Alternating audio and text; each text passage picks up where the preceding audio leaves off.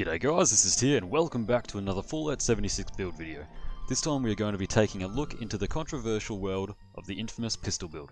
Many players out there have varying opinions on this type of build, saying it's bad, great, or somewhere in between. Today I'm going to be showing you my take on the build and how you can min-max a specific playstyle to its fullest potential, and actually make pistols a viable weapon choice in the Wasteland. Let's get into it. First, some slight backstory. This is Ragnar The Gunslinger. Ragnar is an old man that won't slow down for anybody. Ragnar idolized the Old West, cowboys, and simpler times. He grew up out in Texas but moved to West Virginia seemingly right on schedule before the nukes destroyed the world as he knew it. Although you are forced to be a vault dweller in Fallout 76, we are pretending here for roleplay purposes that Ragnar never went inside Vault 76 and instead took shelter among some of the Free States members in their concrete custom Fallout shelters. When the dust settled, he saw no other option than to choose a life of crime and misfortune. Ragnar is a raider and wasteland scum. Due to this choice, Ragnar's DNA is violently mutated due to the radiation exposure of being in the custom concrete shelters. Also, he is one of the few remaining survivors of the Scorched Plague. He may be an old raider, but he is quick, agile, and ready to do what most others cannot. Anyways, lore aside, let's get into the build. Now this is a VATS run and gun gunslinger type of pistol build, so keep that in mind. Also keep in mind that I personally run this build with Bloodied explosive weaponry, and AP regen is definitely a major factor with this build, but I will be explaining alternative methods as we go along in the video. First off, let's go over the special stats that you'll need to pull off the run and gun lifestyle of Ragnar. I'll do a full in-depth explanation of everything later in the video and explain my choices there. But for now, the build is as follows: 2 strength, 6 perception, 7 endurance, 4 charisma, 8 intelligence, 15 agility, and 14 luck. And when I'm at low health, because of unyielding, I will have a 9 strength, 28 perception, 7 endurance, 19 charisma, 19 intelligence, 37 agility, and 30 luck. That's bloody amazing. Keep in mind our primary stats are similar to the rifleman's, but perception is not quite as important. Now, let's go over the perk choices. Strength is max rank of Bandolier for obvious reasons. Nothing else in the strength tree really benefits this style of play. Perception is only a 6 for me, but I frequently see other pistol builds go for a higher perception, which is just not necessary. Because if my perception was any higher, I would be a way less effective combatant with my pistols. Think about it. We are using pistols. We have a short range anyways, so we shouldn't be trying to use VATS at long, ridiculous ranges. Also, I have a massive boost to my VATS accuracy with unyielding, which I'll explain in the armor section. But basically I chose max rank of crack shot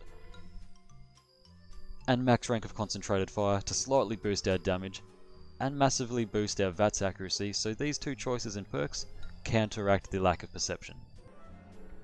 Endurance is given with max rank of life giver to help keep us alive while at low health. Also max rank of fireproof so we don't kill ourselves with our explosive weapons. Obviously you might want to change this if you do not use explosive weapons. This build is solely meant to play alone, so I have chosen max rank of Lone Wanderer for the extra damage resistance and passive AP regeneration in the charisma skill tree. Intelligence is ripe with max rank of Nerd Rage for even more AP regen while at low health and more damage output. Speaking of damage output, since I use explosive pistols, I've chosen max rank of Demo Expert. But like I always say, if you choose not to use Bloodied or explosive for this build, then you can take these 8 points and put them into something else. Just know that you'll be a less combat effective pistol build if you choose to alter this build in any way. Next we go on to agility. Obviously we have all 3 max ranks of Gunslinger or Gorilla depending on which weapon we are using, full auto or single fire pistols. Then I found that it be only necessary to use rank 1 of Gun Fu. This is just so we can get that VATS swap ability. Any further ranks is unnecessary, but if you choose to add them in, you will have to alter the agility on your own. Next I've chosen max rank of Adrenaline so that we can increase our damage by up to 60% if we get all of the kills necessary. This gives some serious damage potential when we start dropping bodies. Also, to answer any preemptive comments made, the reason I'm not using Gunrunner or Modern Renegade is because Gunrunner does not stack with Speed Demon, so it is literally useless. It's a waste of 2 points. Modern Renegade has only a 4% chance to cripple a limb, and I'd rather have 60% damage output with Adrenaline. So yeah, that's my reasoning. You can take out Adrenaline and put in max rank of Sneak and Escape Artist if you would prefer to play with a more stealthily approach. However, this character is min-maxed for the run and gun lifestyle, so keep that in mind. Next, in luck, since our VATS usage is so common, we definitely need Grim Reaper's Sprint, as well as better criticals for bonus damage when we get our critical meter up. I have also chosen Serendipity and Bloody Mess for self-explanatory reasons, and with all builds, Starch Genes is an absolute must so that we keep hold of our mutations. Speaking of mutations, let's get into that section.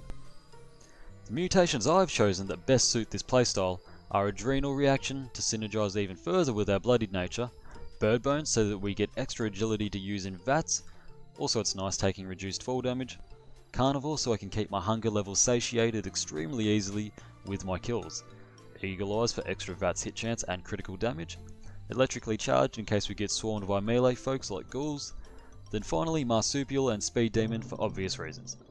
The only negatives are to our health and to strength, and those do not affect us too much since our strength is already at 2, which means it only ever gets lowered to 1.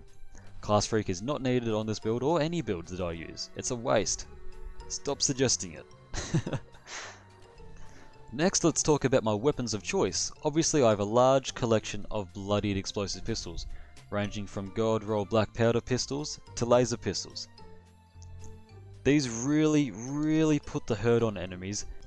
I also have a Bloodied Faster Fire Rate auto pistol for when I feel like switching my perk cards around and using the automatic pistols.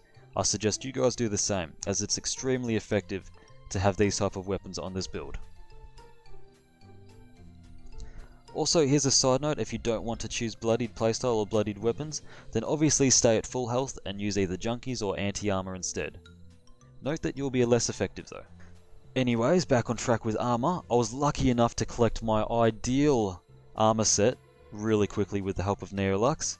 I have chosen to wear only 2-star heavy combat armor with the legendary prefixes as Unyielding and quicker AP refresh speed.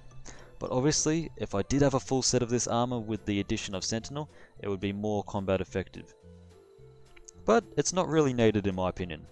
But remember that my special stats get a major boost because of my Unyielding armor, so that is the absolute key for this build. You must wear Unyielding of some description to synergize with the Bloodied nature for this build. Because we all know, more perception means better VATS accuracy, more agility means more VATS usage, and better sneak potential, and more luck means VATS critical usage. So obviously not everyone likes Bloodied, so if that's the case then I recommend Vanguard's armor instead. Make sure it has AP regen though. Now let's talk about AP regeneration. This character's biggest ally is his AP regeneration. With the armor, Lone Wanderer, Nerd Rage, and all of my agility points, I regenerate VATS insanely quickly. It is key to have good AP regen to use this build effectively, as I will now demonstrate right here, right now, letting my AP sink down, and then letting it go back up.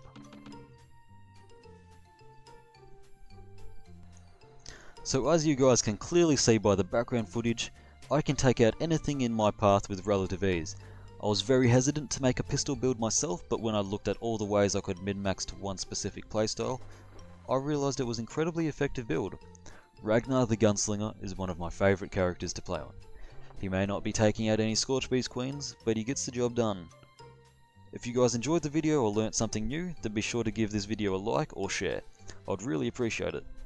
Also, if you want to see more from me, I do have links to my social medias in the description, and also be sure to subscribe. I've been Tia, and I'll catch us in the next one. Peace.